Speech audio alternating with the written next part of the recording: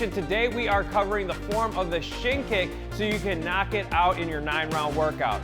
So Kickin Kenz is going to get into a great fighter stance right here. Her 12 o'clock is right at you, her front shoulders at the 10 o'clock position, and both of her toes are pointed towards the 2 o'clock.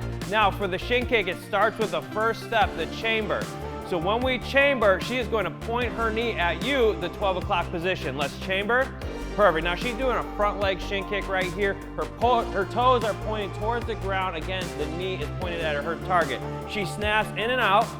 Good, and she does that great recoil right there. So step 2 is the extension, step 3 is the recoil, and then she plants her foot back down. Keeping her hands up and keeping her eyes locked to the target. Let's see 2 more front leg shin kicks.